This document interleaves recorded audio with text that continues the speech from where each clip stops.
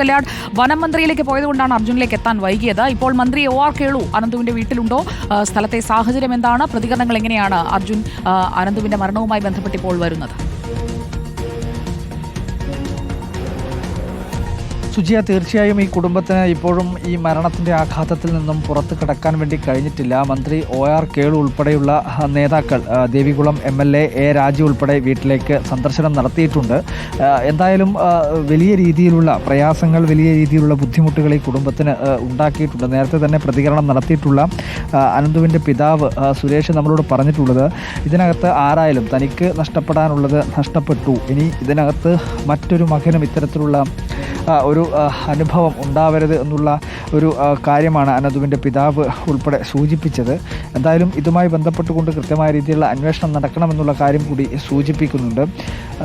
അതോടൊപ്പം തന്നെ ഈ പ്രദേശവാസികൾ പറയുന്ന മറ്റ് ചില കാര്യങ്ങൾ കൂടി വളരെ പ്രധാനപ്പെട്ടതാണ്. അതായത് ഇതിനു മുൻപും ഇത്തരത്തിലുള്ള സംഭവങ്ങൾ പല ആവർത്തി KSEBയുടെ ഒക്കെ ശ്രദ്ധയിൽപ്പെടുത്തിയതാണ് എന്നുള്ള കാര്യങ്ങൾ പറയുന്നുണ്ട്. ഒരു റിട്ടേൺ ആയിട്ടുള്ള പരാതി കൊടുത്തില്ല എങ്കിൽ കൂടിയും കൃത്യമായ രീതിയിൽ മൊബൈലിൽ വിളിച്ച് അസിസ്റ്റൻറ്റ് എഞ്ചിനീയറോട് ഉൾപ്പെടെ ഈ കാര്യങ്ങൾ ബോധിപ്പിക്കുകയും കാര്യങ്ങൾ വ്യക്തമാക്കുകയും ഒക്കെ ചെയ്തിട്ടുണ്ട് എന്നുള്ള കാര്യം കൂടി ഇവിടെയുള്ള പ്രദേശവാസികൾ സൂചിപ്പിക്കുന്നുണ്ട്. അപ്പോൾ സ്വാഭാവികമായും ഈ പരാതി നേരത്തെയും ഉയർന്നതാണ് എന്നുള്ള കാര്യം തന്നെയാണ് ഇവിടെയുള്ള പ്രദേശവാസികൾ വ്യക്തം. അപ്പോൾ സ്വാഭാവികമായും അതിനകത്ത് അന്വേഷണം നടത്തുന്നതിൽ എന്തെങ്കിലും തരത്തിലുള്ള വീഴ്ച സംഭവിച്ചിട്ടുണ്ടോ എന്നുള്ള കാര്യങ്ങളെല്ലാം തന്നെ ഒരു പരിശോധന നടത്തേണ്ടതാണ്, അല്ലെങ്കിൽ പരിശോധന ഉണ്ടാവേണ്ടതാണ്. തീർച്ചയായിട്ടും ഈ പ്രദേശവാസികൾ പറയുന്ന വാക്കുകൾ അത് വളരെ ന്യായമാണ്. കാരണം ഇവിടത്തേക്ക് എത്താനുള്ള വഴികൾ, ഇവിടത്തേക്ക് എത്താനുള്ള വെള്ളം, ശക്തമായി മഴ പെയ്തു കഴിഞ്ഞാൽ സ്വാഭാവികമായും പല വഴികളിലൂടെയാണ് നമ്മൾ പുറത്തേക്ക് എത്താറുള്ളത്. അപ്പോൾ സ്വാഭാവികമായും ഇങ്ങനെയുള്ള സംഭവങ്ങൾ ആളറിയാതെ വെച്ച് കഴിഞ്ഞാൽ ഉണ്ടാകുന്ന അപകടം അത് വളരെ വലുതാണ്. ഇന്നലെ തന്നെ ഈ 5 പേർ ഒന്നിച്ച് പോയതിൽ ഒരാളിങ്ങനെ അപകടത്തിൽപ്പെടുമ്പോൾ